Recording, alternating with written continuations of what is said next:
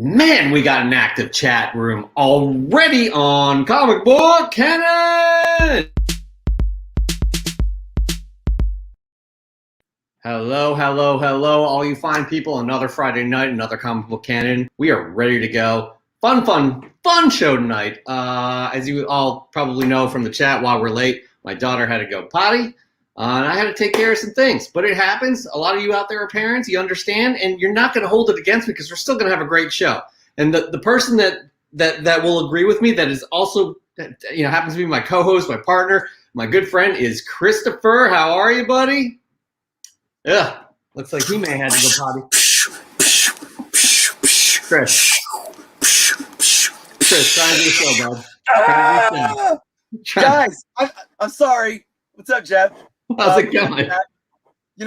I had to bring out my optimist because I think for the first time in over a year from doing the show, we have some Transformer news. We did. I'm excited.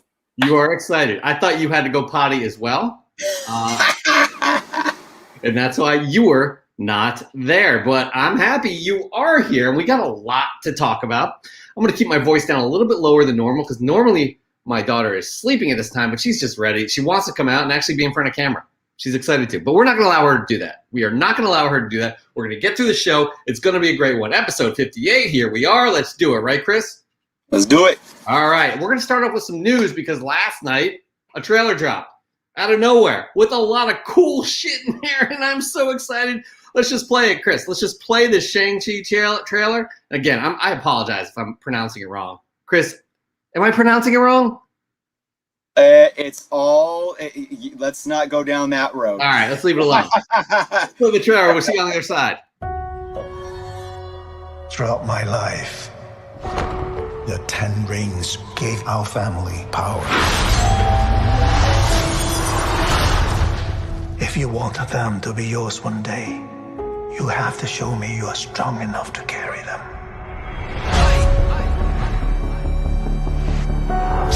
You are a product of all who came before you. The legacy of your family. You are your mother. And whether you like it or not, you are also your father.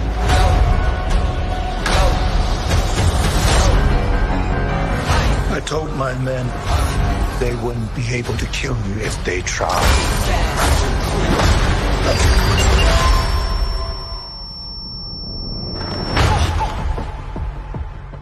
Glad I was right. You're just a criminal who murders people. Be careful how you speak to me, boy.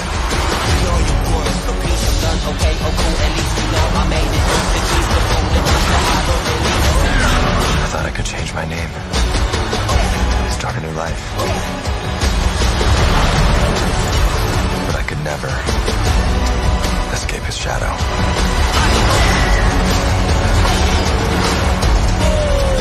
My son, you can't run from your past.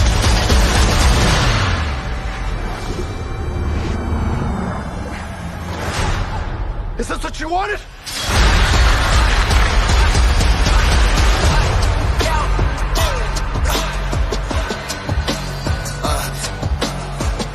You got this. Thank you.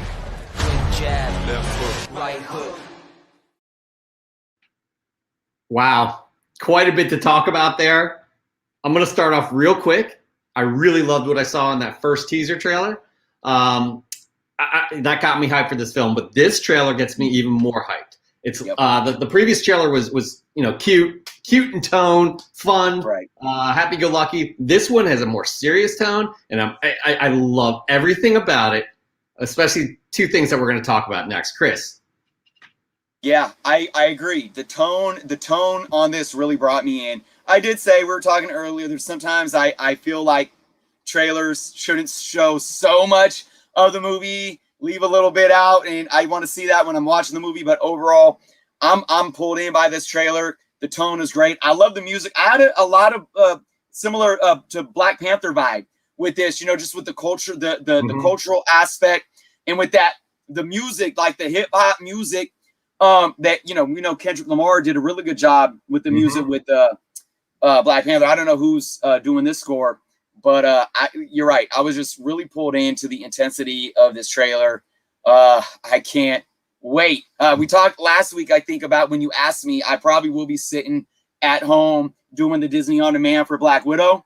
This one, I'm going to be right there in the theater. This is probably going to be my first movie in theaters that I see in, over a year and a half. I can't wait. That's crazy. That's even crazy to say.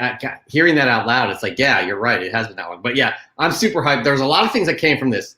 When I first saw it, I saw online a lot of socials being like, oh, that's Abomination. And at the end there, I was skeptical. I was very skeptical, Chris. I was like, I don't think that's Abomination. Even though Abomination is coming to the She-Hulk series, it's been confirmed. Mark Ross will be back. Well, this has been confirmed as well. That was Abomination. And the way you can do this, guys, if you have any questions about things that you see in the trailer, official trailers, just go to the closed captioning because somebody did that here. That's somebody being me, and Abomination. It title right there. The noise that's coming out of this gigantic creature is Abomination. And we're pretty sure that's Wong as well from Doctor Strange. So there is a lot to look in there, a lot. But there was also another thing that came out of this. Is this Fin Fang Foom? Because that's the first thing that I thought of, Chris. But this right here has been debunked by a lot of leaks. There's a Lego leak, but there's also this Funko Pop leak where apparently this is Fin Fang Foom called the Great Protector. So we shall see what that other dragon is in the water. People are saying that could be tied into some sort of something from Iron Fist, but that is super exciting. We want to hear from you guys in the chat what you thought of that trailer. I'm hyped. Chris is hyped. It looks awesome. It looks absolutely awesome. Chris's only caveat is he feels like a little bit too much has been given away. But Marvel is so good at giving things away, but then it completely divert while the film is on, and you're like, well, okay, I was not expecting that. So really would want to hear what you guys think as well. Before we get into the Siri's having trouble hearing me. I was not talking to you, Siri. God. Before we get started on the next news item, we've been absolutely rude. We've not said hello to people. We got Heroes Reborn. How's it going? We got Matt Stadge. We got X11 Bravo. Thank you again so much for joining us and talking to us online. We love it. Bernie's Comics. We got here SSJ Hellspawn. We got Miguel.g.comics is in the house as well. Carcom, how's it going? Louis Logics. So much fun. And honestly, we got Cosmic Comic History. Tom Tormey himself. This is a great Cosmic Minute you do not want to miss later in the episode. But Chris, before we get to that, we have another trailer to show. The Suicide Squad. And guys, for some reason, my software was not playing nice with me, and I could not get that 16:9 that 16:9 aspect ratio. So you're going to have to suffer through a 4:3 aspect ratio for this trailer, but enjoy it nonetheless. We'll see you on the other side. Robert Dubois. He's in prison for putting Superman in the ICU with a kryptonite bullet. I'm not joining your Suicide Squad. We'll see. My court date is coming up. And Miss Waller said maybe you could help me out. You're flashing in my door! Everyone stand down. Miss Waller, I don't... Stand down! I wouldn't take such extreme measures if this mission went more important than you could possibly imagine. Are you in or out? Good. Let's meet your team. It's okay, I'm not okay. Each member is chosen for his or her own completely unique set of abilities. I need to feel the raindrops on my head, on my head. Hey guys, sorry I'm late. Had to go number 2. Good to know. Is this thing a dog? A dog? What kind of dog do you think it is, mate? I'm gonna go with Afghan Hound. Oh my god, is it a werewolf? Yo, they turned me into a werewolf! Yo, let me out! Hey, he's not a werewolf, okay? He's a weasel. He's harmless. I mean, he's not harmless. He's killed 27 children, but, you know. Your mission is to destroy every trace of something known only as Project Starfish. Any questions? Starfish is a slang term for a butthole. Think there's any connection? No. No. All right. Let's get it. It's just suicide. Well, that's kind of our thing. I'm a superhero!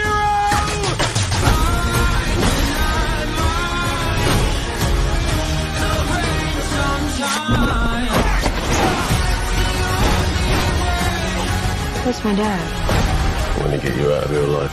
I'm going to get you out of here alive.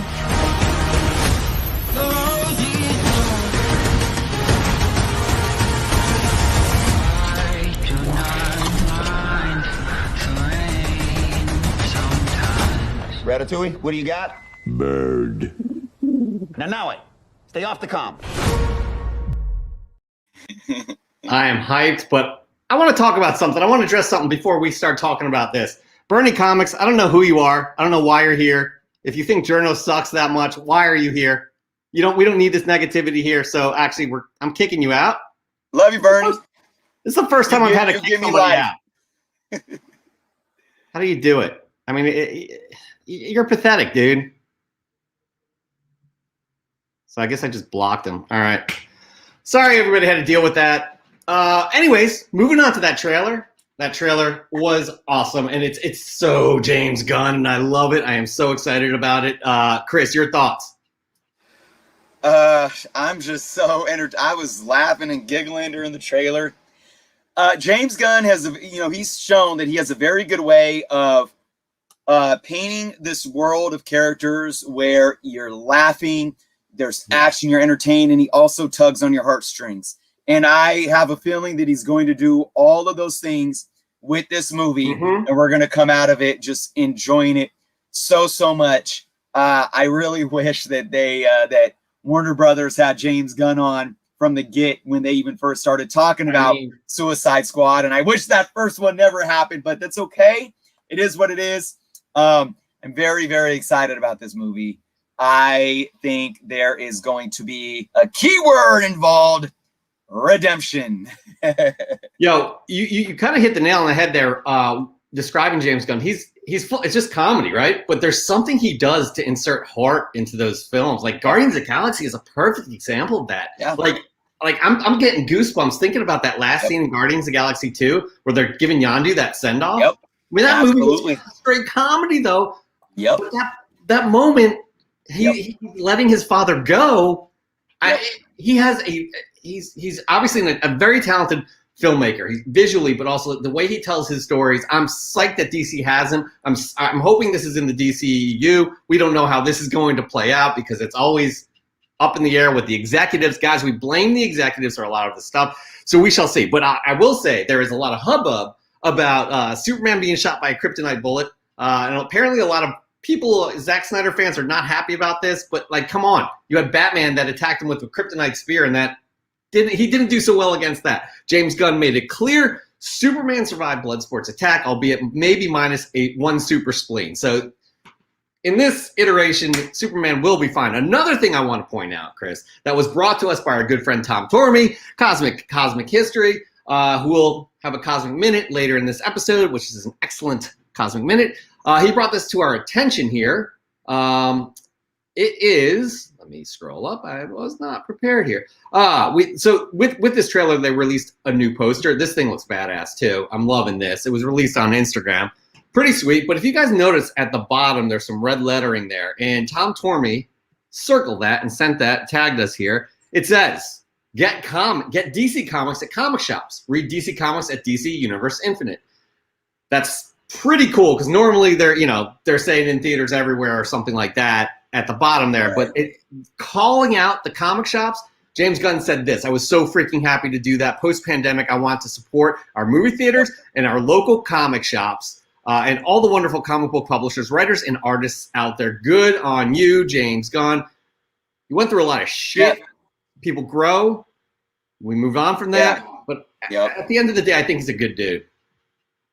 Remember when we had Ryan from State of Comics on, and he brought that up. He's like, why aren't these movie studios doing more promotion for their local comic shops? Whether it's, I think he was speaking particularly to, like in the beginning of the movie or something, like on the screen, how they do, because they do local ads, like when you're waiting for the theater, you know, of like advertising and stuff like that.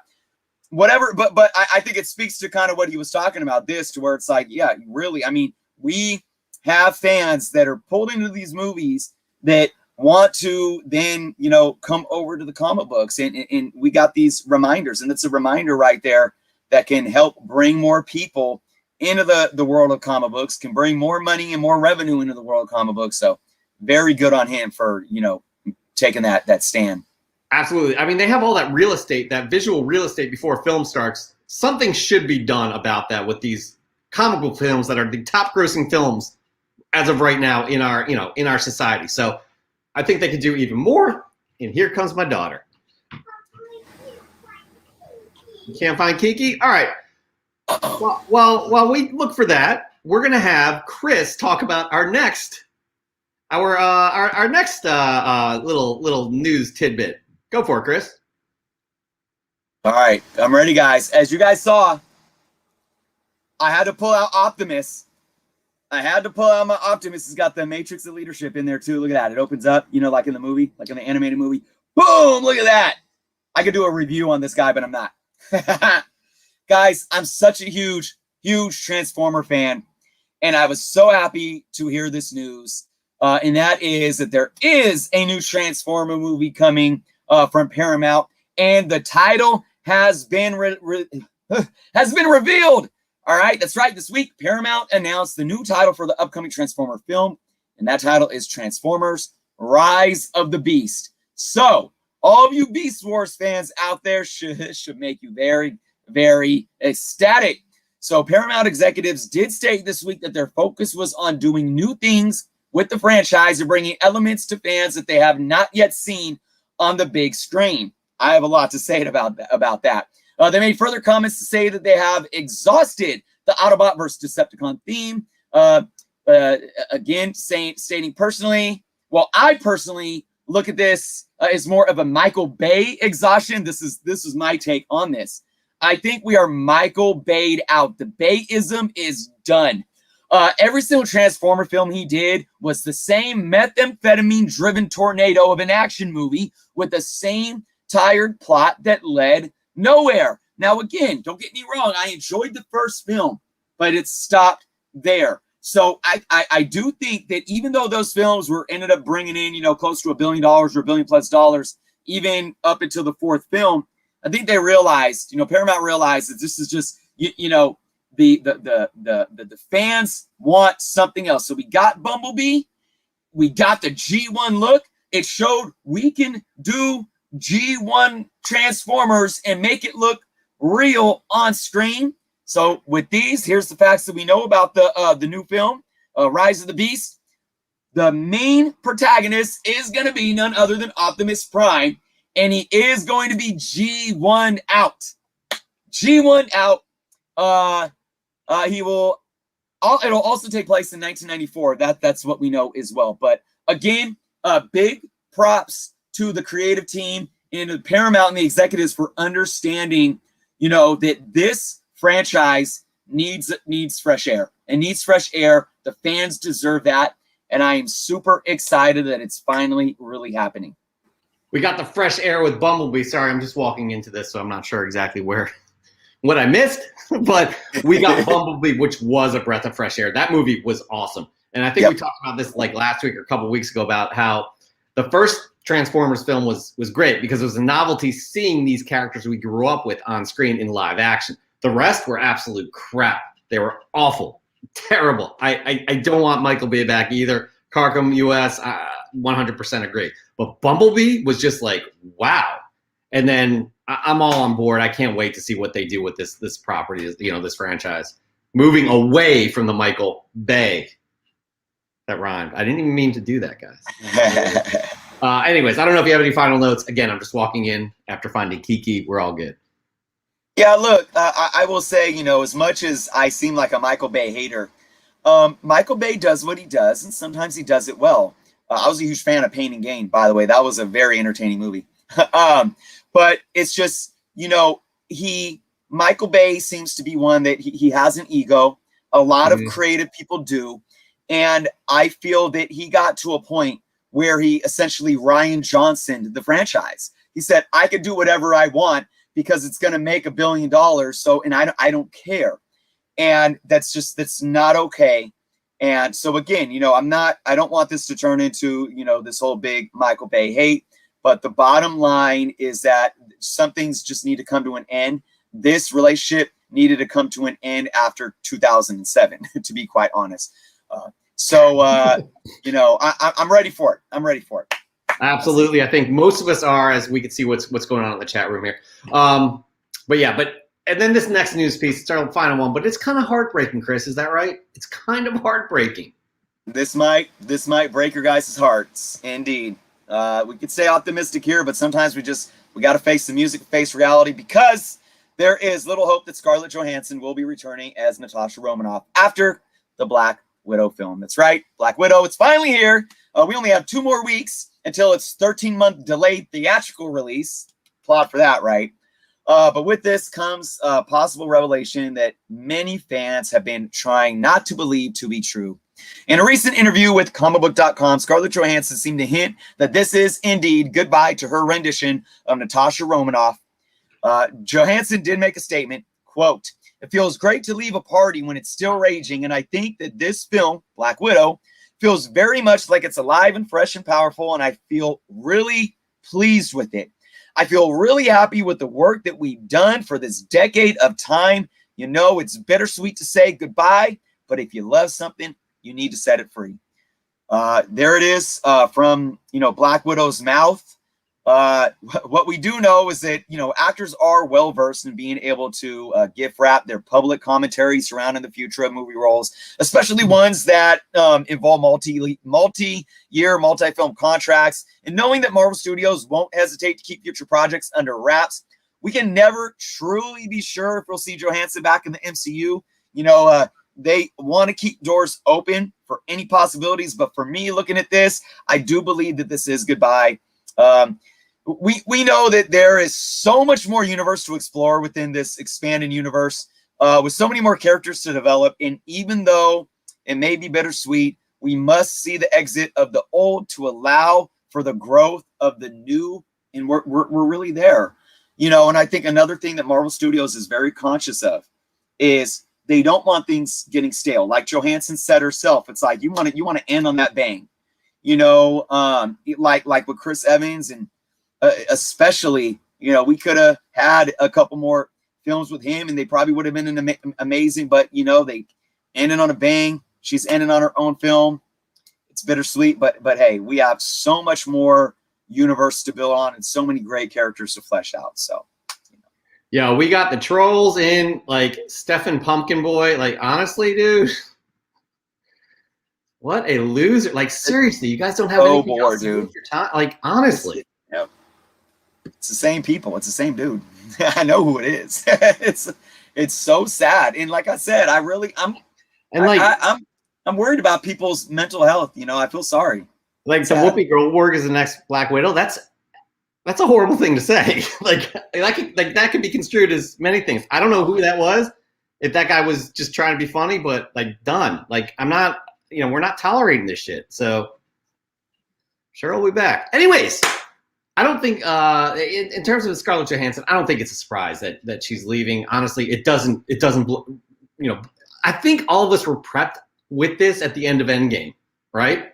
I don't even know if we knew at that time that there was going to be a Black Widow prequel, but it really is not it's not like mind-shattering news here or anything like that. So honestly, I think we're all good with this, even though she was great with that role, and we would love to see maybe her return in some capacity, because this is related to comic book, as a source material. And as we all know, deaths really aren't deaths in comic books. We'd like to know what you guys think. Let us know in the comments. That is our news for this week, Chris.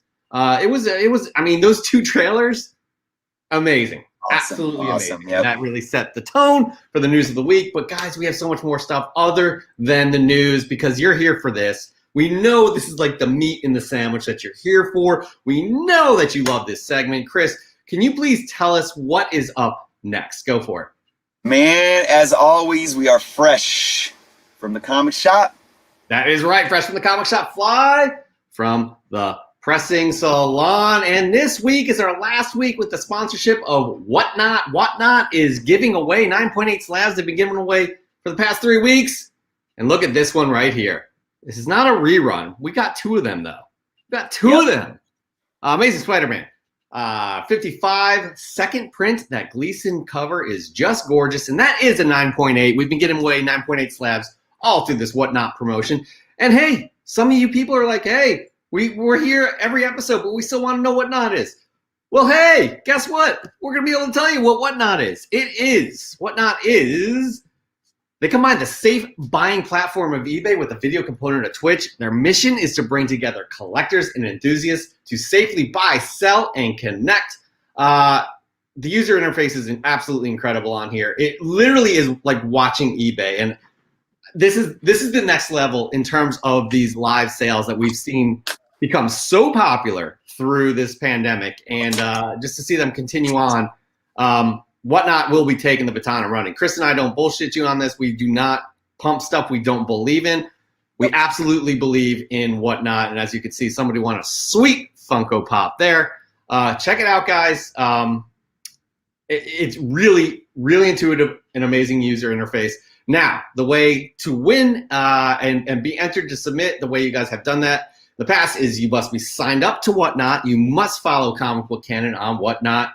The link is down below to sign up on Whatnot. It is our special link, and we also have it right here. I mean, look at that. You can't click on that, but it's just going to give you an idea or something to look for down below. You must follow Comic Book Canon on Whatnot. Then it's just regular Fresh from the Comic Shop. That's right. Post a pic of your fresh get on Instagram. Tag us at Comic Book Canon, but also use the hashtag Fresh from the Comic Shop. That is right, Fresh from the Comic Shop, FFTCS. We will continue on with Fresh from the Comic Shop next week. We're going to talk to Whatnot, see if they want to continue on with this promotion. We thought it went very well. We'll see what they have to say. But that's what happens with these promotions. You always got to re-up your contract, so to speak. Anyways, you guys sent a lot of fresh gets in this week, so we're just going to start. As you guys know, the last week of the month, it's just Chris and I. It's like date night for us, right? With you guys as well. But we do not have a guest. So it'll be Chris and I sharing our fresh gets and yours as well. We're going to get right into it, though, with your fresh gets. And again, guys, to win here, there's criteria. The presentation, the way that you've composed your shot is important. The cover. Could be a very, interesting cover or what have you. And the uniqueness of the book and if there's a story behind it. All of those things combined make a great submission. Doesn't have to be all those things, though. So just do your best, people. Just do your best. All right, here we go. Starting it off, we have My Bad, too. This is My Bad. Dan De La Torre. I missed his submission from last week. We're going to have it this week. He will be on Spine Ticks tomorrow. Their link is below. But this is Fantastic Four, number 50. Legacy is $4.79. And as he said, I bought this simply because I couldn't resist this cover. It's a rare silent comic, no dialogue at all. I love that. This cover is awesome. I don't know who did this cover, but it looks a lot like Barry Windsor Smith. I don't think it's him, but it's very, very detailed and impressive. Great pickup, Dan. And again, he'll be on Spine Ticks tomorrow. Link is down below to Spine Ticks. You should be following them anyways. They run a great show each and every week, as well as other content. All right. Next up, we have Son of Comics. What If? Planet Hulk. Yeah. Number 1 cameo, first appearance of Scar, Son of Hulk. There's a lot of rumors going out there, people, that Scar will be in She-Hulk, the She-Hulk series. That's interesting. I don't know how they would do that, Chris, but it would definitely be interesting. Yep. Next up, we have Toys and Blasters with the Nice House on the Lake. The these are all variants. All of them are variants. Good grabs there, man. Great grabs. JDS Comics and Collectibles. Got this from Bry's Comics Instagram live sale. It's signed by Tom King with a certificate of authentication. That is a beautiful, beautiful, beautiful Bane cover. Loving that pickup as well. I loaded him twice. Anyways, Disney Family Collectibles. Guys, we get inundated. We love that you guys are doing this each and every week. It's just hard to keep up at times.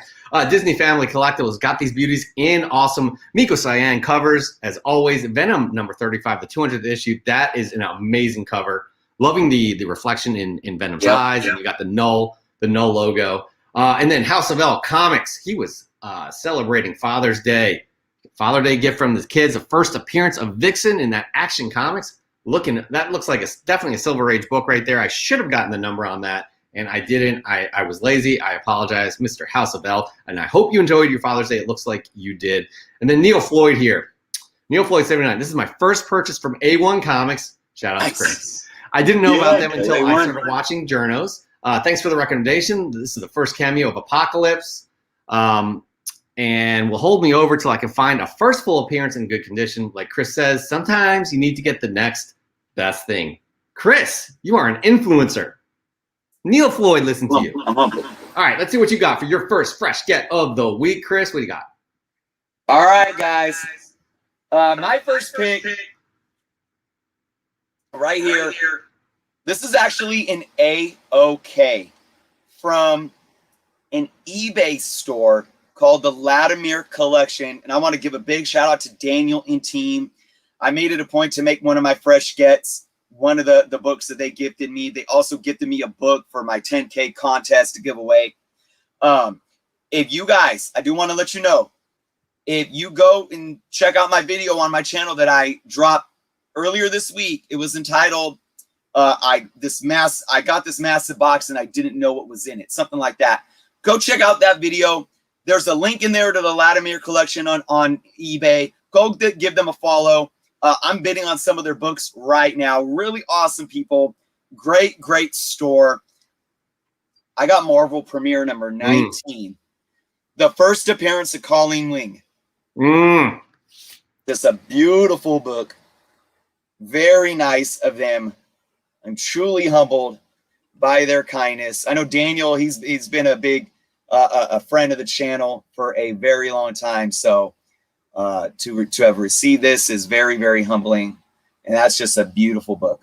That's a great book, especially if they're looking to do the, what is it? The Sisters of, Misty Knight and her. I can't remember what there's been rumor of that, but I'll tell you what, I hope they bring back everybody except for Dan, the dude who played Danny Rand from all those Netflix characters. Cause I thought Colleen Wing was awesome. I really did. Carcom US. No, we do not have a co-host the last week of each month. It's only Chris and I. It's our date time, one-on-one with you guys participating as well.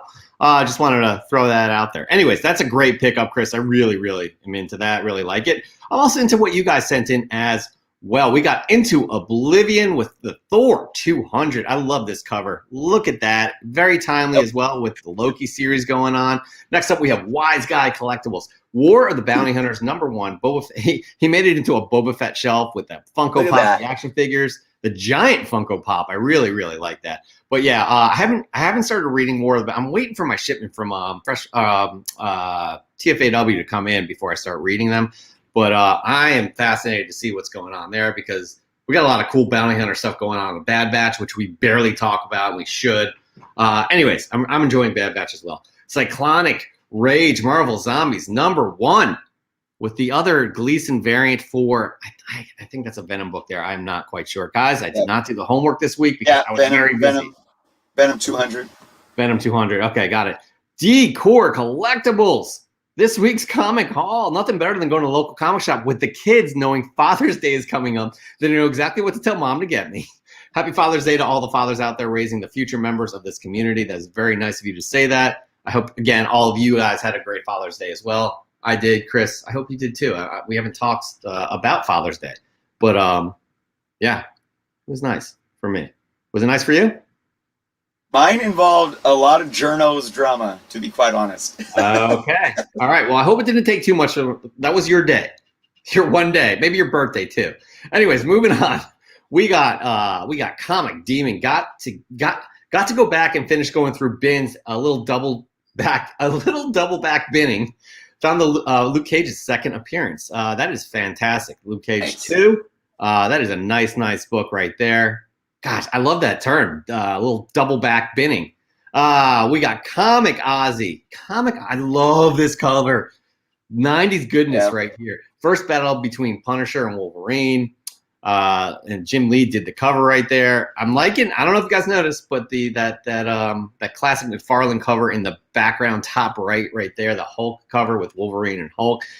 Kamikaze always kind of composes his shots amazingly, I have to say. That's how you do it, guys. Chef R.D. Harris, Amazing Spider-Man #1, signed by Stan Lee, John Romita, and Dan Slott. That is a power trio right there. That is a great cover. I do believe that's a variant from the Amazing Spider-Man #1. Nice pick up there. Mike Dyson, $20.99. Ultimate Spider-Man with Moon Knight. I found me a couple in the wild yesterday, $3 each. I was super stoked.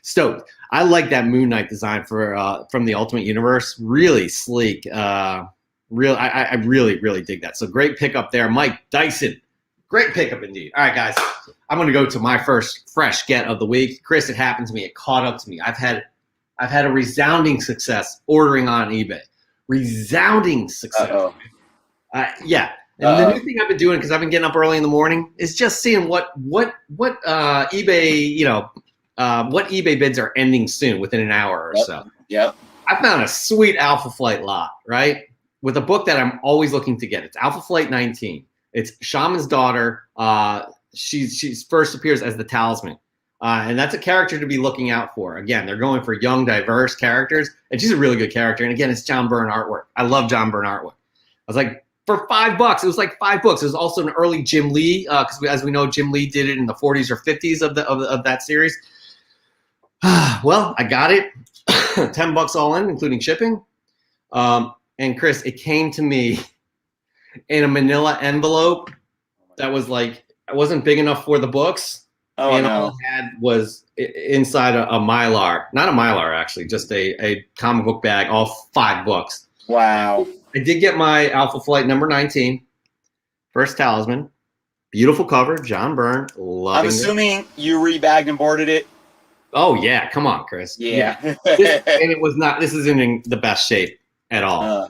I'm still happy I got this. I love this cover. Yeah. I love this book. But it caught up to me, Chris, and that was my first like, oh, shit. Yeah. Anyways, it's happened to the best of us. Am I right, Chris? Yep.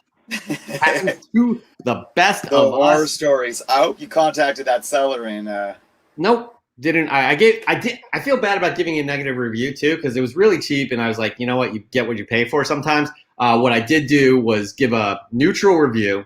The shipping was fast, it was cheap, but I was like, the packaging, I said in the comments, I'm like, the packaging was terrible, and I explained why it was terrible. Well done.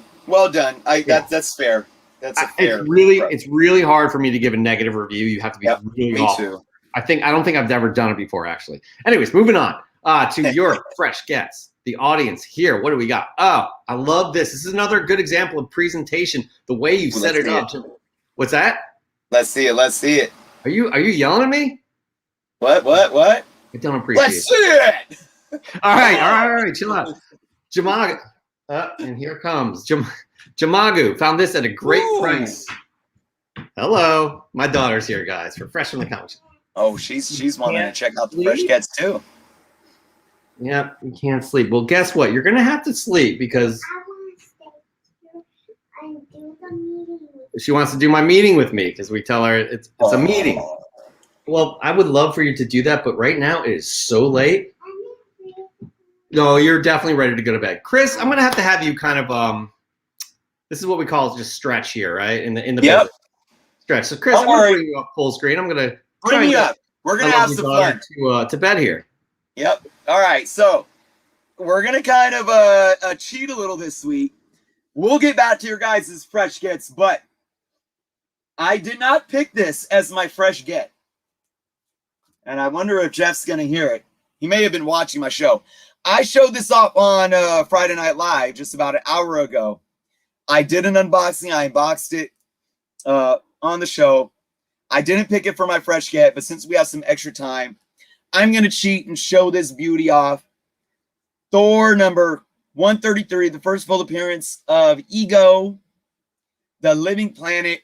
I am going big. I am going ham on my Thor run right now. I do believe I only need 13 more books plus a few more that are in like the 500s and something that came out in like 97. Because the only ones that I need are, I still need 337.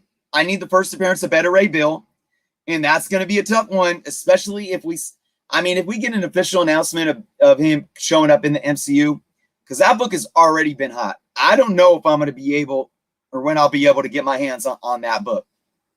But I need basically issue 129, 140, a couple of other ones in the 140s, 152, a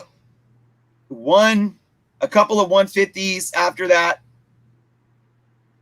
193, 229. I still need 229, which has the ad for Hulk 181, and then that's it. And then that is it. I gotta complete my Thor run. I have to. I just have to. I'm trying to pretend like I knew exactly what you're talking about too. But I'm assuming right? This was my cheat. Well, this wasn't. I hope this counts as a cheat because I had to fill in because I still have 2 fresh gets. No, that's fair. That's fair. It was on me. You did me a favor. It's all good. Awesome. But we're gonna get back to Jamago. I apologize. Yes, let's do it. Profusely, Jamago. Here we go. We got Jamago. Finally found this at a great price. I have a feeling this might be where they're going with Carol Danvers. She's too powerful for Earth-bound stories, and the binary storyline fits in well with the cosmic direction the MCU is heading. Plus, this would be up the Captain Marvel name. This would up the Captain Marvel name for Monica Rambeau. Not to mention a great way to introduce Rogue. I couldn't agree more with that. That's a beautiful cover. I said the exact same thing in my top 10 X-Men books to invest in video about a month ago. I absolutely, and I think I brought it up on the show a little bit too, Jeff, but it's definitely something that they can do with the Carol Danvers character. Yeah, absolutely. And look at how beautiful, that's such a beautiful cover too. And at a 9.6, Jamago, congratulations on that. Again, guys, that's a really nice composition. The way it's just, it's not related to anything in the surroundings there, but I just like how we set that up. That's nice. Anyways, it's very what's up? Calming too. I love that outdoors feel. Definitely calm. I think he's from Hawaii, Jamago. Anyways, Nerds Being Geeks, Tomb of Dracula, number 55, written by Marv Wolfman and art by Gene Colan, classic, and Tom Palmer Sr. Collecting this run has been a real pain in the neck, but the stories are something I could really sink my teeth into. It would have been nice to get the Blade issues before they jumped in price, though. These current prices are driving me batty. I'll see myself out. Well done, Nerds Being Geeks. Well driving me batty. Well, there YouTube channel down below as well. But I like what was going on. That was very creative too. Right now we got MCats 910 Avengers West Coast 94, found at my local comic shop. This very clean copy. Thanks, Brian at Phil's Comics. First time roadies called War Machine. The armor was called War Machine before that. So yeah, this is Avengers West Coast 94. That's a good get right there, especially with this Armor Wars series coming up. We got Neighbor to the North, Spider-Verse #1, the second print. I found the second print this morning at the shop. Now my first print has a friend. This could also be Multiverse Monday right here on the cover and a fresh from the comic shop. That is a nice pickup right there. Look at that. I'm really digging that cover. I'm not familiar with that issue, that second print. That is a very nice looking cover. A lot of people, as we know, going for those second prints, they're going from a premium too, especially the ones that are a little bit, because you have the Ultimate Fallout that is similar to the first one, except you could see Miles' first face. But a lot of people are going for those a variety of covers, also the lower print run. Anyways, I digress. Moving on.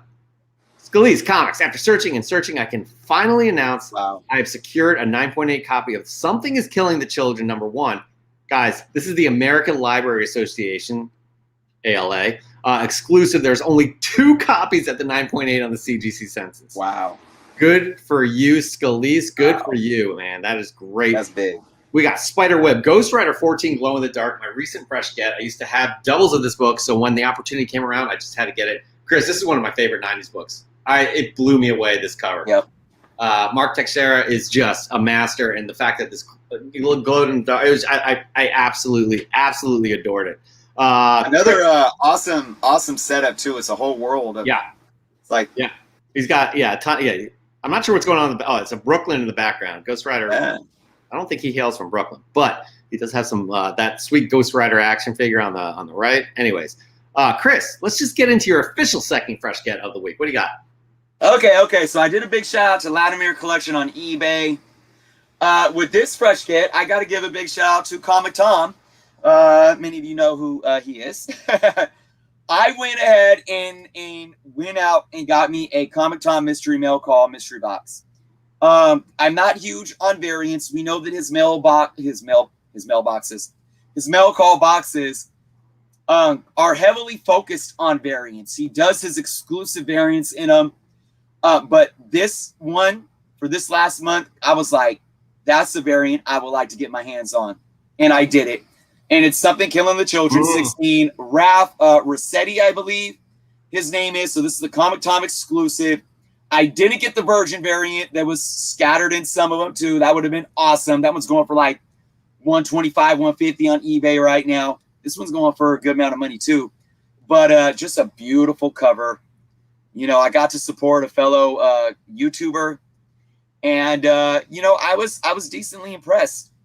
So, yeah, but this is something I'm not, like I said, I'm not huge. When you get somebody that's not huge on variants, but is willing to spend some money on a variant, that says something. So really happy about this beautiful book. That is a beautiful cover. Like, I'm not that huge into variants as well, but if there's a cover out there that just like hits you, it's like, wow. There's a cover coming out. I cannot remember the title, the issue number, but it's a Miles cover where it's like a Cap 80th anniversary, and he's got it's like a hybrid of his suit and Cap. It's just a variant. Amazing. That thing looks dope, guys. It's absolutely incredible. Anyway, so that's a good example of something that hits you, even if you're not a collector of variants. So good stuff right there. Good stuff. Moving on to more good stuff. We got Demented Corey. I like that name. Amazing Fantasy 15 is the first appearance of Amadeus Cho. This is a very hot book. A lot of people are speculating that he will be in the MCU at some point. Used to be the totally awesome Hulk. Now he is Brawn.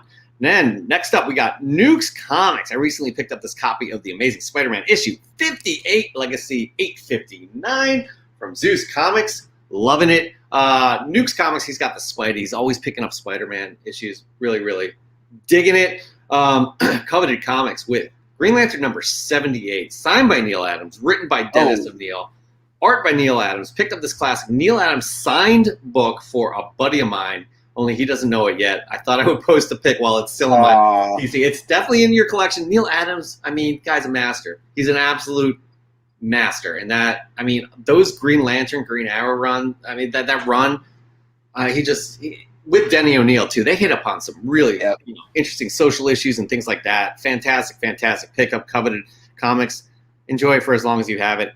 Super good on you, too, for paying it forward and giving it to your buddy. We got Super Crispy Comics found some great 25-cent finds this week. So first for Freshman Comic Shop is Captain America 173. It's not every day you see Cap and Sam stealing some shit.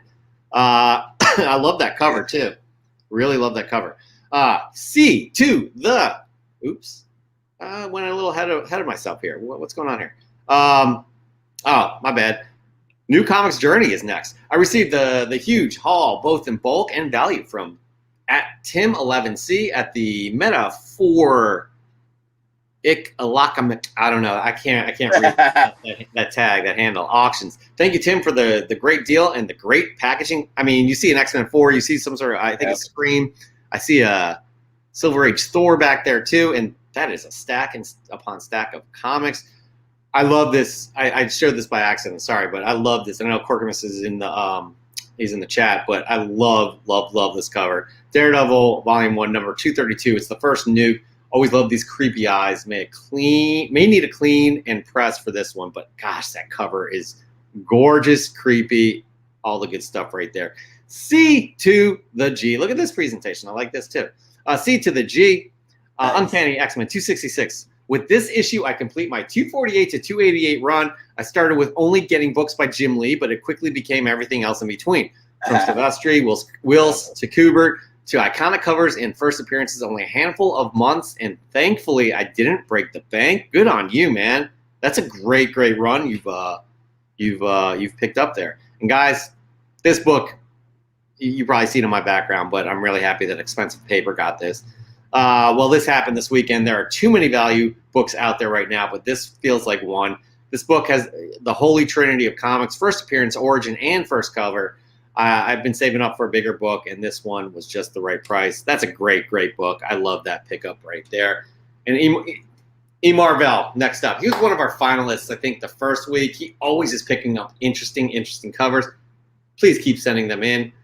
He sends a few in a week, and sometimes it's like, man, we got to change this up. And we did, because he had a Department of Truth, but he had a Department of Truth last week. He had another one this week.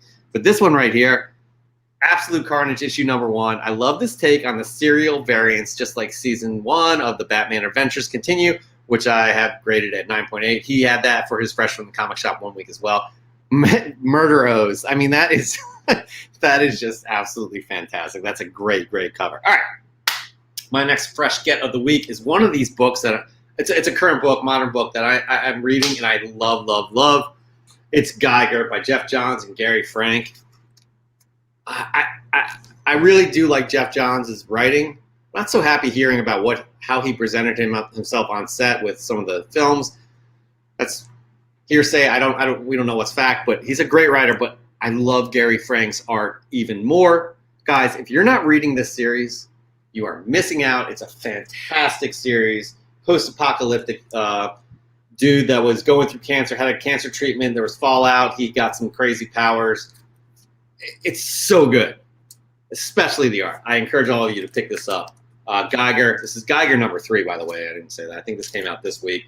Read it this week. I love it. It's one of those that I immediately read. It goes to the top of the pile, my huge pile that I never have time to read. Anyways, moving on, though. More of your fresh gets. We got Michael.G.Comics.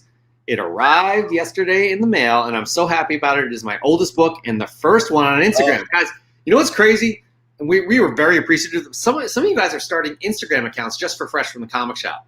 And this was his first post, and we are very grateful for that. I mean, look at this. You know, you got Immortus right there, and we all know the connection with Kang, so that's a great book to have as well. Good stuff. Michael.G.Comics. I do believe you're in here in the chat as well. We got Tom.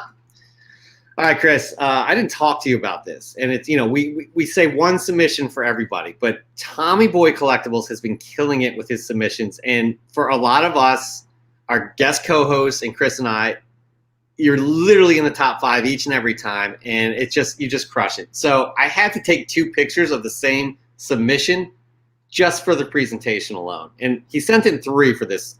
I don't know, I'm hyping this up. So you can't see what book it is here, but look at this car. I mean, I don't know if you'll remember. He had his wife's car the last time. It was a purple. I don't even know what it was. It was a purple Cadillac or something. This is, I believe, I'm not a car guy, but this looks like a Corvette. He says, car parts or comics. I guess I choose comics this week. My new pickup, and here it is in the car, is X-Men number 9, first meeting of the X-Men and the Avengers. It's an 8.0. I just love it. I love the presentation. I love how he incorporates his love for cars and his love for comic books, and keep doing that, Tommy Boy Collectibles. I thoroughly enjoy that. Chris has enjoyed your submissions as well. That purple car you submitted a few weeks ago definitely sticks in the head. But that's good stuff. That's how you do presentation, people. I really dig it. Half Court 757. Something is Killing the Children.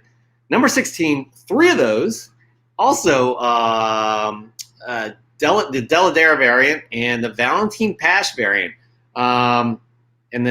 which is the cover C incentive. Good stuff, guys. Good stuff. I think 16 is the last time that they're going to have like a ton of variants for Something is Killing the Children. So good stuff. I'm picking that up. We have 080879 Lines, a.k.a. Surge, with his second post. Amazing. All right. Number 57. What a great cover. Look at that. Kazar just hanging out right there. Not really hanging out with Spider-Man. It looks like they're getting into some sort of a fight. Anyways, moving on. We got Vinny Whitlock. Mail call today. Fantastic Four number 9 and Fantastic Four 27. The third Silver Age appearance of the Submariner and the final appearance of Doctor Strange on the cover. I love Silver Age comics, especially the Fantastic Four. Thank you to Comic Clear Boards for the fast shipping and taking such beautiful care of the personal collection. Get these boards, you won't regret it. I've heard of these Comic Clear boards, Chris. I believe you have as well. They're bags and boards. Basically, they're boards actually that cover the whole comic. You don't need a bag, and they're clear. Well, No, they're boards, but they work in a way, because they sent me some. I did a video on it. They work in a way where you can sandwich the book in between the boards and then put it in a bag, and then you get the protection. You get the protection on both sides, and you don't even know that there's a board in there because they're so crystal clear. Yeah, it's absolutely amazing. Those are great. Yeah, but also Vinny Whitlock always kills it with his submissions. They are just amazing Silver Age. Yeah. So good stuff right there. Cover Junkie Comics. This right here is a perfect example of a great story. Cover Junkie Comics. I read a lot as a child, and these were some of my favorite stories. I just started collecting comics in February of this year, and as a 41-year-old, getting stuff like this really makes me feel like a kid again. My mother-in-law found these at a garage sale for $5. My submission for this week is Dr. Jekyll and Mr. Hyde, classic illustrated from April 1944. She got it for $5, Chris. Nice. Good condition, and the cover is amazing. Good stuff, man. See, that is a perfect example of a great story. We want to hear more stories like that. Union Josh Comics. We got Daredevil 62, the third appearance of Nighthawk in the UK price variant. I'm a huge fan of Squadron Supreme, and I have been tracking down their early appearances. I had no idea this was Nighthawk's third appearance when I picked it up. I just saw him on the cover and got it regardless. Now I'm excited to have this awesome high-grade book in the collection. Congratulations on that, Union Josh. I like this book. This is very timely, everybody. Hanging with Spidey. Picked up two great books today. The Mighty Thor 372, which is this book right here, which is got ties to the TVA, which is in the Loki series. And Sensational She-Hulk #1. I saw that one. I decided to go with this. Sorry, guys, don't hate me. Good friend Ian, a.k.a. Hood Rat from Team Nerd Herd, who just had their 1,000th sub episode last night. They crushed it with a ton of special guests right there. So Hood Rat Comics, y'all know I keep it light for my new comic book day. I try to pick up my personal necessities, and here they are. My favorite being Bitterroot Juneteenth cover. That's a very nice cover. Nice pick of the week by Hip Hops and Me. He's a guest co-host alumnus, as well as he's the only one in our alumnus Hall of Fame. Isn't that right, Chris? Anyways, right? I see Stray Dog in there. Someone's Killing the Children, Notting Hill. Good stuff right there. This is another one. I'm impressed by this pickup.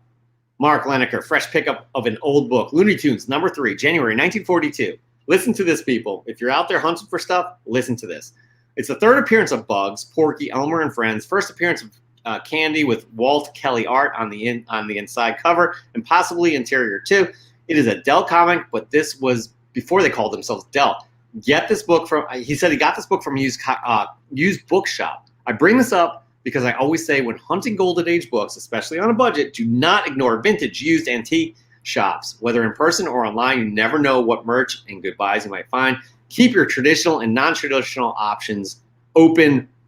Excellent advice, Chris. Yep. Excellent advice. I like that. And that's a very unique book, which is some of the criteria we do talk about. Chris and I are keeping notes. We are picking the two finalists this week because we don't have our guest co-host because it's date night, right? Anyways, moving on. Chris, what is your third fresh get of the week? Alrighty.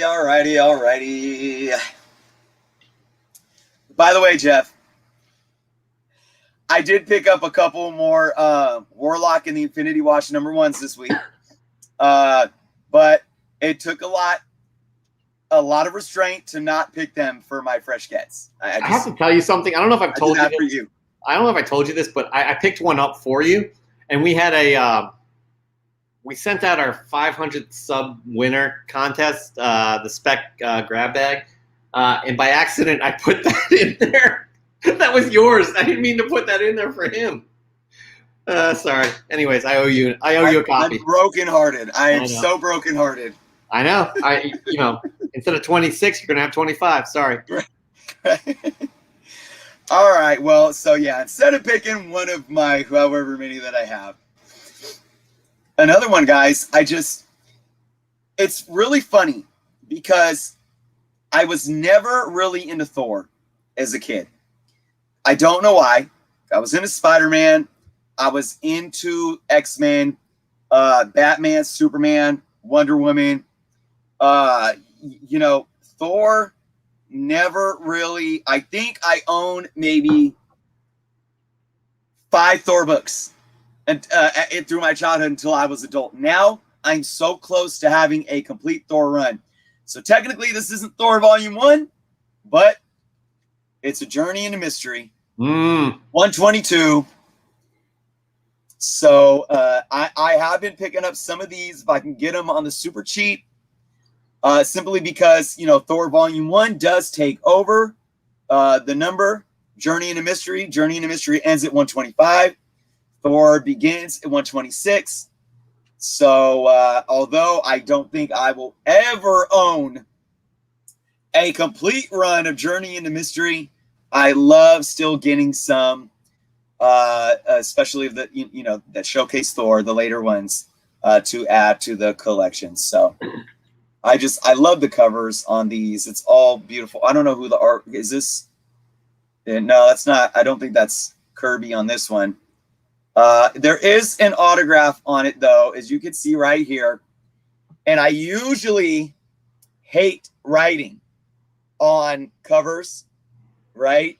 Pen marks, writing, anything like that. That's a pet peeve.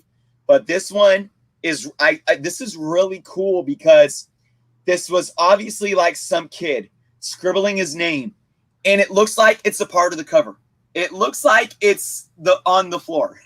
So I was like, you know what? That's kind of cool. Some kid owned this like in the 60s, and he was so happy to own it that he wrote his name on it, and now it's mine, and I love the nostalgia about that. So there you go. You've been on an absolute tear with these Silver Age books. Absolute tear, and I got to say kudos. Everybody's loving this in the chat here. Guys, keep the comments coming. I need to focus on something. We're going to take a pause right quick from Fresh from the Comic Shop, because this has a lot to do with our kind of addiction to social media. Tom Tormey, good friend Tom Tormey. I'm losing my mind. I keep double tapping the screen to like people's posts. All this does is pause the video. I need to take a social media break. You absolutely do. I mean, we need your content, so I don't know how you're going to do that, but goodness gracious. That's a problem. Anyways, moving on to more of your fresh gets of the week. We have our winner last week, Fat Boy Snacks, with the Cobra Command, the G.I. Joe #1 and Cobra Commander helmet. Fat Boy Snacks. Oh, hold on. Yeah. Go ahead. This will be in the mail. Next week. You heard that, Fat Boy Snacks. You heard it. Well, he kept the G.I. Joe theme going on here. And I love this book right here. G.I. Joe #60, signed by Todd McFarlane. He penciled, and he also penciled the issue. Great gem for my growing G.I. Joe and McFarlane collection. Loving the Serpentor right there. Todd McFarlane had a nice run on this G.I. Joe series. I was absolutely into it. I loved it myself. And here we go. Our good friend, the bearded one. He's definitely our DC resident. Definitely our Lobo resident. He loves him some Lobo, as you can see from this Wizard Comics. Here's some Lobo goodness from my comic book canon, fresh from the comic shop submission. Wizard Magazine, issue 31 from March 1994. Which is a low to mid-grade copy, but I'm definitely planning to read this sucker. He loves himself some Lobo. No doubt about that. I'm loving this setup here, too. Caution Comics, Daredevil, issue number 81. Saw a reprint of this in the store, but asked myself if they would have it in the back issues. And it was $20. Not a bad find. When in doubt, buy the real book and not the reprint. I can't say that always applies, Chris. I can't say that always applies. But I like as long as it doesn't make you take a second mortgage out on your home or something like that. Yeah, exactly. All right, but moving on. We got SLAB Jr. picked up this little gem. Oh, yeah. Okay? Back in the day when Marvel movies were R-rated. Looking forward to the new Blade TV series. It's actually going to be a movie. Just a little correction. And Vampires coming to the MCU. That is going to be awesome. Mahershala Ali is a great casting choice. We got good friend Weiwei's Comics. Venom #27 is an A-OK from Old Man Carter Comics. Venom Funeral Pyre #1 is an A-OK from Comic Lover 381. Venom 35 was pre-ordered from Comic Elite Store. We are Venom. That's a nice little Venom. And I love the Agent Venom. But Agent Venom was awesome. I don't know if he's coming back or what. I'm still not caught up on Venom. I don't know what his deal was. I did read the part in King in Black of him jumping in. But anyways, that is a great setup there, Weiwei's. And loving how you're getting all those AOKs as well. Dave Collects. Yeah. By the way, YouTuber right here. Follow him down below. Love this Kevin Eastman 1 in 25 variant he did for Carnage, Black, White, and Blood. We had this cover on a couple weeks ago. That is just a really gorgeous cover. Loving that as well. Gus 420 and X, Incredible Hulk number 141. I believe this is the first appearance of Doc Samson. This is fresh from the comic shop, Amazon, that is, home delivery, the City Life. And he says it's pure speculation. I think it's a good pickup because he's a mainstay character within the within Marvel. We'll see if he comes back in the MCU, but Abomination came back. Anyways, I'm going to give my third fresh get of the week, and this is near and dear to my heart. A couple weeks ago, I showed you my Justice League America Delaware. That's right. I'm from the state of Delaware. It's 20 minutes outside of Philly. Go Birds. Don't bring up the Sixers. But so I like collecting these kind of anything related to Delaware. And so I got U.S. Avengers number 1. This is the Delaware variant. And they did 50 issues of this for the 50 states. And you got Steve Rogers, Captain America, as Delaware's hero. I do believe Luke Cage was in New York. I can't remember everybody off the top of my head, but it was really a cool variety of characters. But Delaware's the first state, and as the MCU film stated in the title, he's the first Avenger. I don't know. I'm happy with him representing my home state. That's my third fresh get of the week. Moving on to more of your fresh gets as well. We have. Who do we have, Chris? Who do we have? Oh, we got. Nope, that's not who we have. Eric, a.k.a. Azorius Tiger. Oh, boy. Here we go. Great. What has he got now? This guy. Here we go. This guy. Just because I'm in a posting mood on my break here, Strange Tales 161, Nick Fury, Agent of S.H.I.E.L.D., and Doctor Strange. It's the first appearance of Yellow Claw in the Silver Age. I don't know what happened to that character, but I don't think they're going to be using that name these days. It's a connotation. But anyways, either way, it's a great issue. Look at how – is that Steranko? I don't know.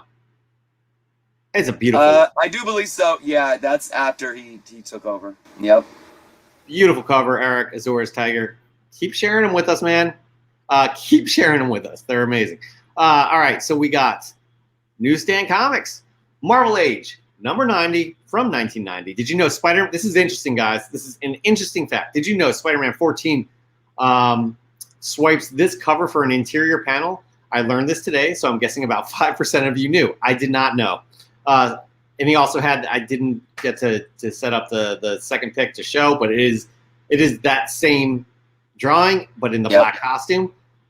This book's been hot recently because of previous Tom McFarlane's drawing, 1990 Spider-Man run, and it looks great. It really, really does look great.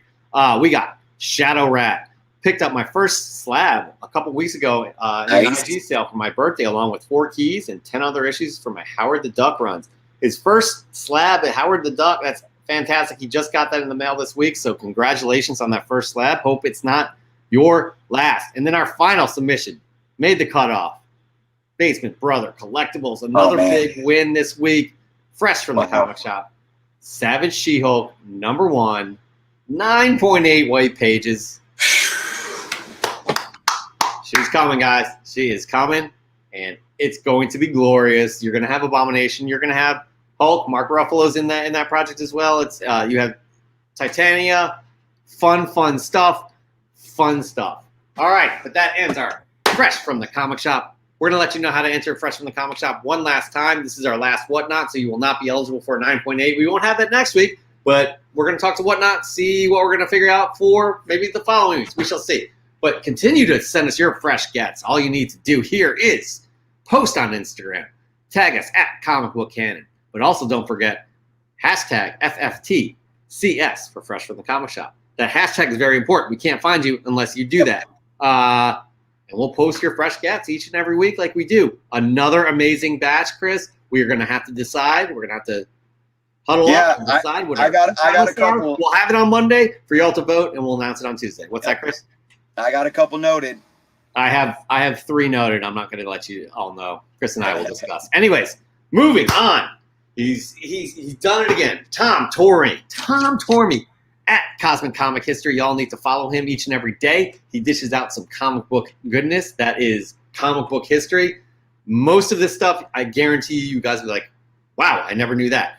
Especially this one. What he does for us each and every week is a Cosmic Minute, where he produces a 1-minute video talking about a little factoid of comic book history that you never knew. This one too, I never knew this, Chris, and I'm excited to share this. We'll talk about it on the other side. Harley Quinn debuted in Batman the Animated Series on September 11th, 1992 in an episode titled Joker's Favor. A proposed but never developed fifth film in the Burton-Schumacher Batman series would have introduced Harley Quinn on the big screen in 1999. Hi, I'm Tom from Cosmic Comic History, and this is your Cosmic Minute, and today we're talking about Batman Unchained. Batman Unchained, erroneously referred to as Batman Triumphant by the internet community, would have taken the Bat franchise back to its darker roots. Director Joel Schumacher was interested in returning back to the franchise. He was eager to offer fans a darker take on the Batman character, especially after the lighter offerings of Batman Forever and Batman and Robin. The movie would have introduced us to its primary antagonist, Jonathan Crane, aka the Scarecrow. It also would have introduced a secondary antagonist in the form of Harley Quinn, this time portrayed as the Joker's daughter. Nick Cage was sought after for the role of Scarecrow, with Courtney Love potentially portraying Harley Quinn. The most exciting aspect of the script was a fear-induced hallucination brought on by the Scarecrow's fear toxin that would have brought back Danny DeVito's Penguin, Michelle Pfeiffer's Catwoman, Tommy Lee Jones' Two-Face, Jim Carrey's The Riddler, and best of all, Jack Nicholson's The Joker.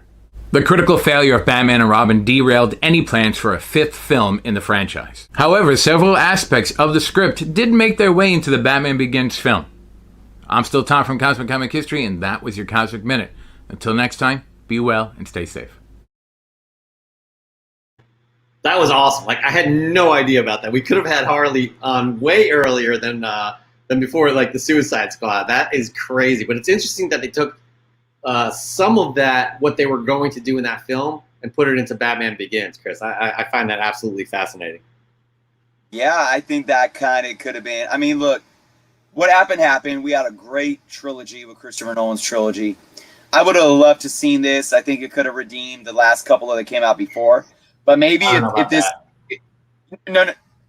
this film, being that they realized that the two movies before were so bad, it could have redeemed Batman, is what I'm saying. Because Tom said that they wanted to get Schumacher back and go back to that darker feel. So I would have been interested to see that. It may have brought the bat roar back up with the fans, and then maybe we wouldn't have seen a Nolan trilogy if they would have released this, though. Well, yeah, I mean it's all whatever. We don't know now. I think they should have moved on from Schumacher, but again, the way it all worked out, we got an amazing trilogy from Nolan. But we here got an amazing Cosmic Minute again from Tom. He brings it each and every week. Again, I'm going to say this one more time, and if you guys are not doing this, shame on you. Follow Tom Cosmic Comic History. Geeky goodness each and every day. I guarantee you there will be 90% of the time will be information you did not know, and you will learn something. So we all want to learn, but also I want to also call out Tom. He's alluding to a few things here, so I'm not going to say it, but Tom told me, Chris, I haven't told you, but he's got an amazing opportunity coming his way. We'll wait for him to give us the green light on being able to announce it, but it's pretty cool, and it's within the geek realm. So we'll talk about it then. But what we're going to talk about right now, Chris, is the top 10 hottest comics of the week based off of cover prices data. That's right, real data, not speculation. Not like, oh, this book looks like it's interesting, so we're going to throw this in the top 10 list. No, this one too. No, it's data. Books that are sold on all of the platforms that you can aggregate data from. So these dictate the top 10 hottest comics of the week. We're not sponsored by Cover Price, but we use it like a stock index and measure the hottest books that are trending each and every week. This list from Cover Price comes out on a Monday. Our live show is on a Friday. What we like to do is go through the top 10 hottest comics from that list. Chris takes 3 of his most interesting picks and tells you why they're interesting from that list. Chris, we're going to get right into it right now and talk about the top 10 hottest comics of the week. And here we go. At number 10 is Venom. Number 9, the animation variant. That is a gorgeous, gorgeous looking cover. Number 9, we have Usagi Yojimbo. 20, the Jesus Urbas 1 in 10 variant. First appearance of Yukichi Yamamoto. This is a brand new character that people are going crazy for. Number 8, we have Dark Reign Young Avengers. Number 1, the first appearance of Sylvie Lushton, a.k.a. the Enchantress. If you're not watching Loki, you should be. It's awesome. Number 7 is Hawkeye number 1. Number 6, The Nice House on the Lake. I think that, yes, that is cover A. And number 5, we have Web of Spider-Man number 1, the first appearance of Harley Keener, the kid from Iron Man. Number 3, and he was also in Endgame at Tony's funeral. Number 4 is Venom number 9, the first appearance of Dylan Brock. That ties back into our 10th selection, which is the variant, the animated variant. Number 3 is Thor Annual number 18, first cameo of Lady Loki. Again, you should be watching Loki. And number 2, we have Nightwing 81, the first full appearance of Heartless. Yo, this series, outstanding. Outstanding. I love this series. Number 1 is the cover A of Usagi Yojimbo. Number 20. Chris, there are 3 picks from this list that you find most interesting, and we're going to get to them. Right? Is that right? That is right. That is right. Let's get to them. You know what, though? I got to take a minute before I get to them. I got to reiterate what Jeff just said. We are not sponsored by Cover Price. For those that aren't aware of what Cover Price does, they take data from the top 5 online sales sites and basically create these lists from that data. Let that be clear. It's raw data. So we use them not because we are affiliated with them or not, but because it's based on data and it's there for us to utilize. All right. The 3 picks that I pick, again, they're my picks. Nobody's in my ear telling me to pick them. We're not trying to push these books. Sometimes I pick books that I don't even like, and then I don't even know why the hell they're on this list. But the reason that they're on the list is something that I enjoy talking about. All right. So these are my picks. I picked them for reasons that I tell you when I'm talking about them. All right. We had some a bit of misunderstanding from last week's top 10, so I had to address that. And ironically enough, number 3 on my list today was on my picks and my top 3 picks last week, Thor Annual number 18. So there's a couple reasons why this book is on the list. I do want to make it clear, and I want to apologize to my viewers because I did state that last week Key Collector app put a ping out for this book. Now, I'm not a paid subscriber to Key Collector. I'll use them, I'll use them, their website as a database. I'm not a paid subscriber, so I'm not too familiar with the alerts and the pings. But what I do know is that there was a change to the book that stated low-key spec, and it was shared on social media by some big names, and word got around. But when I brought up this book last week, I was merely talking about the instantaneous information that is at our fingertips, whether it's from apps like Key Collector, whether it's from, databases like Cover Price, whether it's from YouTubers, that are hopping on, delivering this information via social media platforms like YouTube. We have the ability to find out what's going on with speculation with the snap of a finger in this day and age.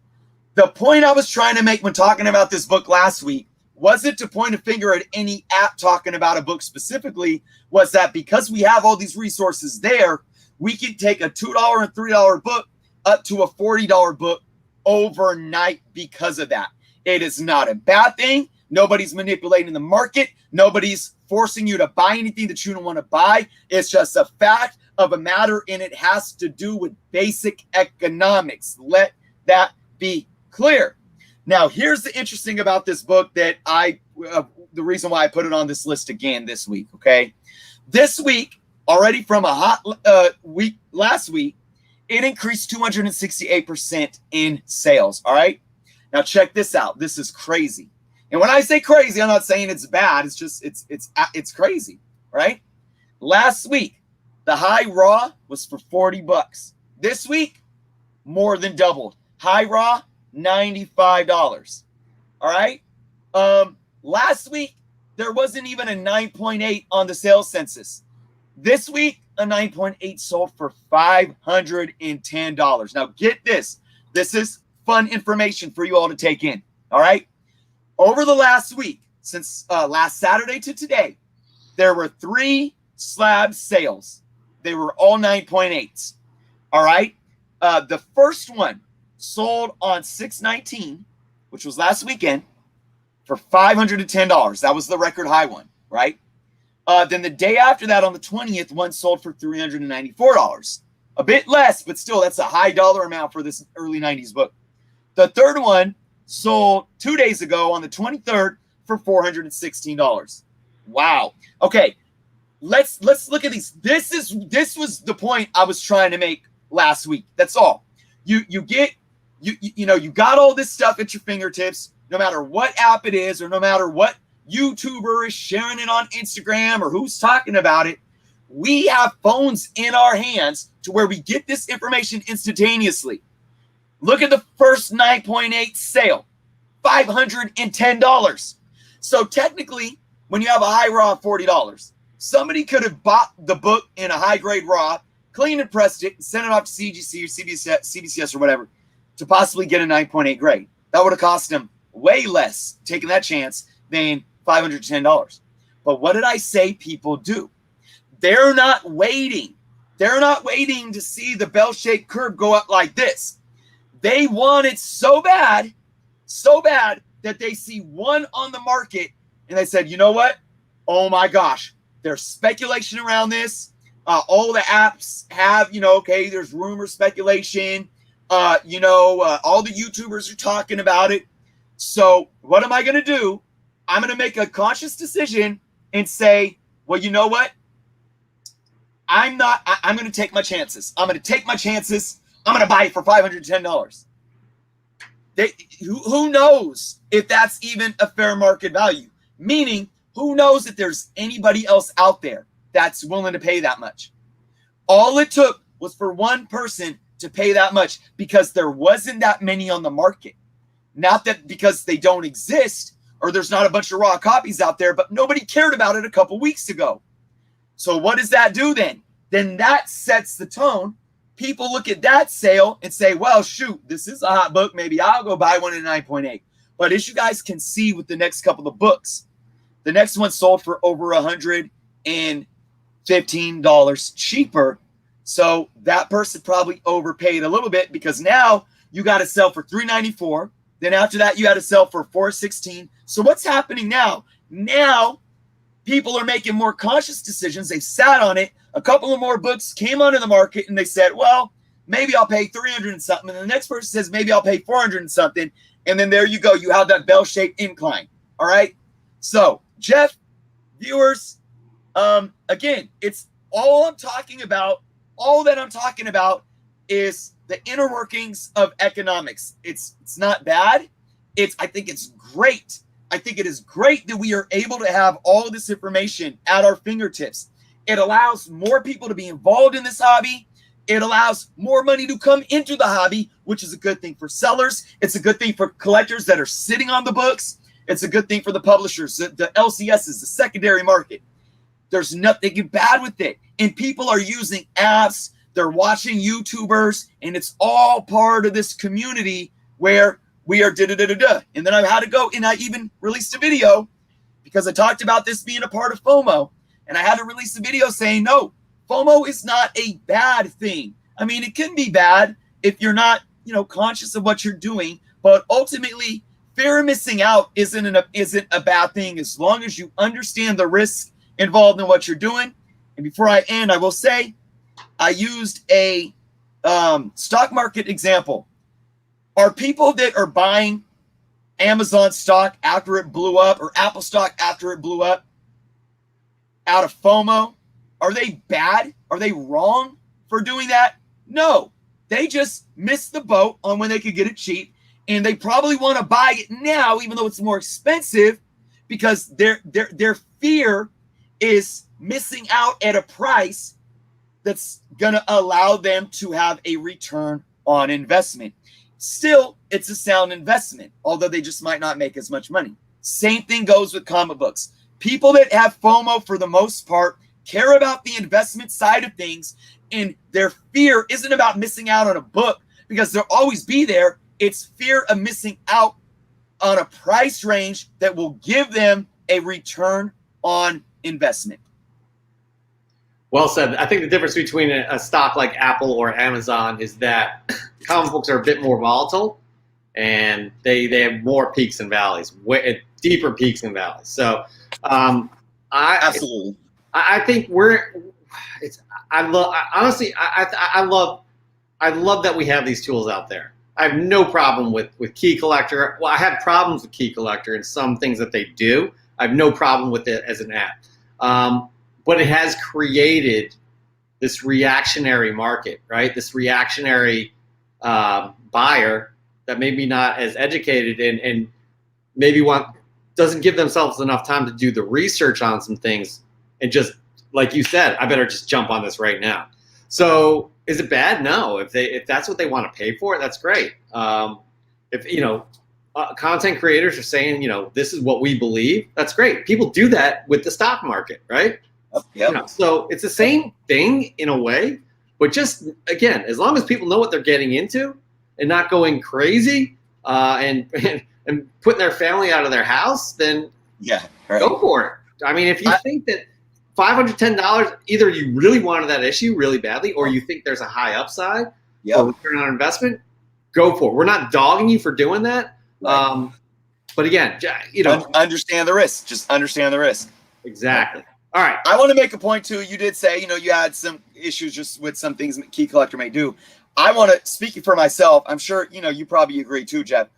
That goes for any industry entity though. We could probably say the same thing. And I try to talk about this constantly as of late. I talked about this in my live stream. I support CGC, but I have a lot of problems with, like some of their quality control, some of their transparency issues. But I only talk about it and give them criticism because I want them to better themselves. Just because we may say, oh, we disagree with that this app does, or we disagree with that this grading company does, or we may disagree with what that one YouTuber said about this. It doesn't mean that we're against them. It just means that, look, we're not going to I could go to a restaurant and I like, a couple of their dishes really good, but I can't stand the special of the day. I think it's disgusting because I don't eat fish and it's fish or something like that, hypothetically. Just because we may disagree with something that a company does, doesn't mean that we're targeting them or that we're against them. That's just, I'm sure there's stuff that you and I do, Jeff, that some of our viewers watch and say, nope, we disagree with the canon on that. But yet, you still support us. You like overall what we do, and we're a good thing for the hobby. Well, at least I hope you think that. Well, they're still here, so maybe they did. Yep, they're still here. All right, moving on though. Your second most interesting pick of the week. What do you got? All right. So what's interesting? This book ties into the number 3, the Thor Annual. Thor Annual is still booming, even though most likely this female Loki that is in Thor Annual has nothing to do with the Loki show. But this book seems more plausible to tie into the Loki show. So my number 2 pick is Dark Reign. Young Avengers number 1. This is the first appearance of Sylvie Lushton, the second Enchantress. All right. And for those that haven't watched the Loki show, I won't even go into details. But for those that have watched, you probably know why this is probably a more, at least pertaining to the Loki show. If I was to put my money somewhere, I personally would put it to this book next to the Thor Annual 18. There's been stuff going on that is almost apparent now that what's going on with this book is correlating to the Loki show. That's just my take on it and my perspective. Don't take my word for it. All right. So this book has climbed, though, 239% increase in sales, a high raw sale of $110. So again, this book shot up. But here's the thing. I do believe, I'm going to bet that this book is going to be on this list next week because of this week's Loki show. Because remember, these lists are compiled before Wednesday, before these books are announced. These books are compiled before the show drops on Wednesday, and there was some stuff that happened in this week's show that I think is going to drive this book up even more. So I'm not only looking for this book to be on the list next week, I'm looking for that high raw sale to be even higher, and maybe even see a possible 9.8 sale on the list next week as well. Yeah, it's well. So we're not going to give away spoilers, even though we just can't squeeze it in talking about these shows sometimes. Like, we have so much going on. But I agree with you on that. This Dark Reign Young Avengers #1, but I really think that Sylvie is a combination of a lot of these female Lokis they took from source material from a lot of these books that you're talking about. I do want to address one question here. Does anyone else want that variant jacket from Loki? I do. Chris, you'd rock that. Yes, you would. Yeah. Is that like a is that kind of like an old school what do you call those from the 80s? It's like a lighter version of like a UPS driver's jacket. You know what I mean? Like, that's what they kind of wear is like that. Yeah, sweet. Yeah. I don't know. Yeah, I know we kind of rocked those in something like that in the early 90s with the Cortezes and whatnot. I think you're thinking about members only. Members only. There you go. It's not like a that? members only. No, it's not. It's different than that. Little things. Yep. Hey, we're going off subject here because you have your number one most interesting pick from this list. What is it, Chris? What is it? My number one pick on this list is Warlock and the Infinity Watch #1. Just kidding. That book isn't on the list. I'm just trolling Jeff. I had to get him again. All right, guys. My number one pick on the list this week was the number one pick, Usagi Yojimbo, number 20. There was the variant as well. This is the first appearance of a new character, Yukichi Yamamoto. Let's look at the numbers first, and then I'll talk about this book. 470% increase in sales since its first week release. A high raw going for $35. The book's just moving. I love the fact that this character made number one on the list. There's a few things going on. There is a Netflix show featuring the character right now. I think that's definitely brought this character back into the limelight. Another thing that I think has helped this character have some wind under him as of late too is the Last Ronin. Ever since the Last Ronin came out, and the reason why I say that is because in the 80s, and they've crossed over a lot, but even as a kid, I would always relate Usagi to the Ninja Turtles. I do believe, wasn't it? And correct me if I'm wrong, but weren't they both published back then by Mirage? I'm not sure. I think they might have had the same publisher at one point in time back then. Of course, they're both on IDW right now. So, and look, we see first appearances in new releases these days really pick up steam, and it's really good for the what you would call the retail primary market. Whether or not, and here's the thing, I'm not here to argue that it's just speculators buying. I'm not here to do that.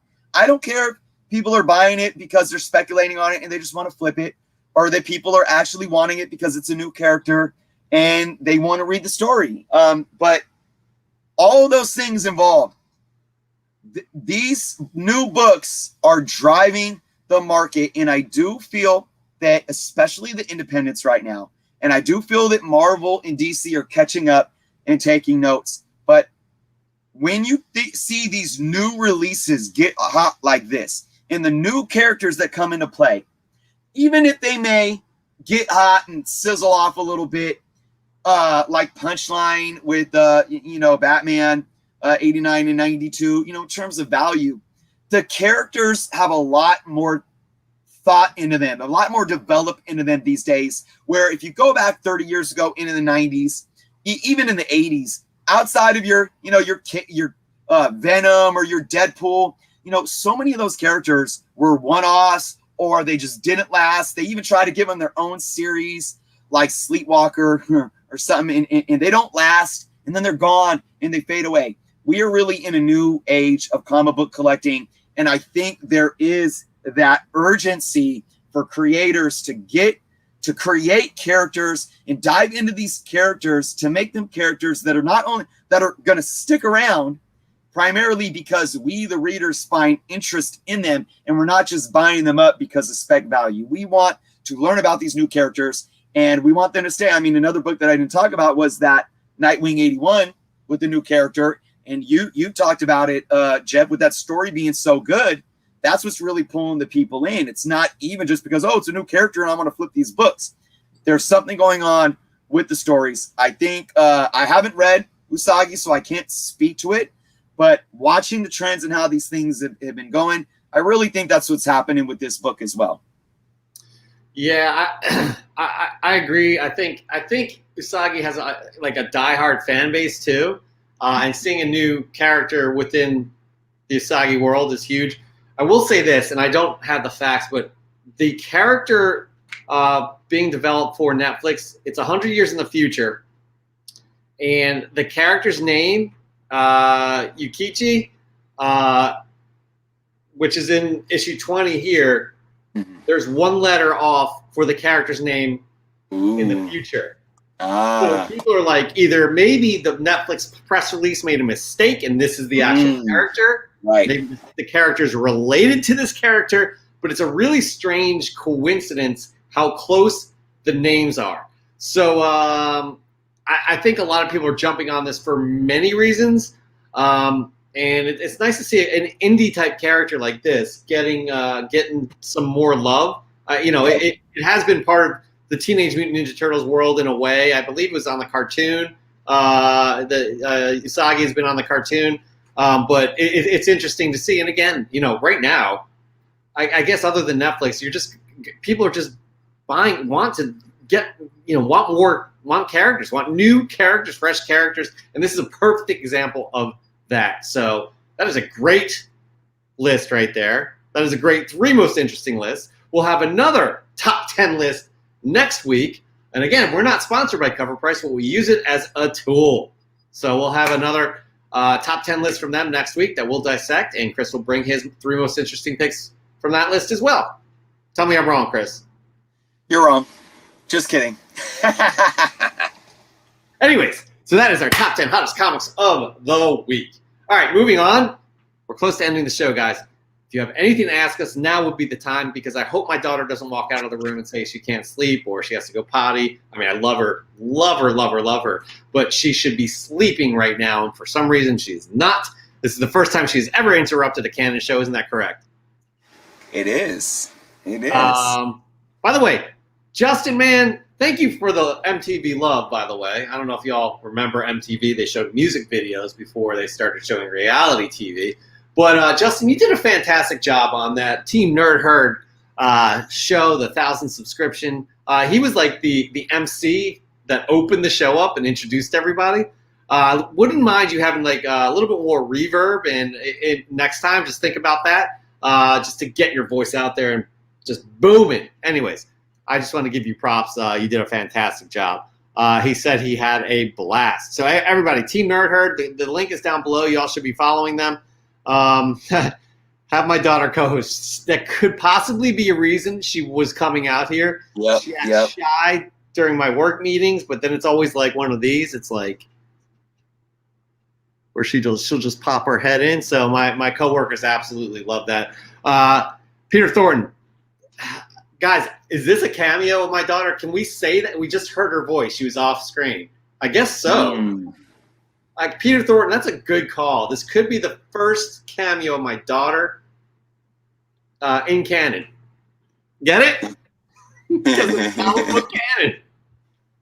Anyways, all right, we're gonna start wrapping up this show. Very interesting week. Love the 2 trailers, Chris, that we had with Suicide Squad and Shang-Chi. Super excited about everything we have going on here. Chris and I will decide on a 2 finalists for Fresh from the Comic Shop on Monday. You guys will get to vote on the same day, and we'll have a winner announced on Tuesday to win. What are they going to win, Chris? This beauty right here. Yep, 9.8 slab. Courtesy of Whatnot. You all know that Amazing Spider-Man number 55. That second print, gorgeous, gorgeous book. Anyways, Chris, any final thoughts from the week? Oh man, final thoughts. Yeah, it's been a crazy week, man. I just want to once again reiterate the fact that I appreciate everyone being here each and every week. Man, it's been a crazy week for me. So I just want to say that it was a good show tonight. And I don't know. Now I'm at a loss for words. Between all the trolls and misunderstandings, trolls from tonight, misunderstandings from the past week, I just really appreciate everyone being here. I know, speaking for Jeff and I, we're here for the love of the hobby, man. We're here to, I relate back to my show that I did this week or earlier today on Friday Night Live, where it circled back to just, we gotta build cities and not burn bridges. And that's what I'm here to do. And, just because people are passionate and honest, it doesn't mean that we're being negative or anything like that. I know that I like to get passionate. We get passionate here on Comic Book Canon. And, just I hope you guys can understand our enthusiasm for the hobby. We are here. Our doors are open to everyone, whether that's you viewers, fellow content creators, business folks, industry leaders. We are engulfed into this hobby as collectors first and foremost. And that's why we do this show every week. So I just want to let that be known. Big congrats to all the winners so far with the Fresh from the Comic Shop, and good luck to everyone that entered this week. We will try to, big shout out again to Whatnot for sponsoring the last 4 weeks. We're going to get with them and see if there's anything that we can continue on to work together with them. Like Jeff said, my theme for my Friday Night Live show was about sponsorships. I'm all about sponsorships and making good connections and relationships. We really do believe in what Whatnot is doing. And next week will be an awesome week. And I will be shooting for the first time from not my home. I will be out of town.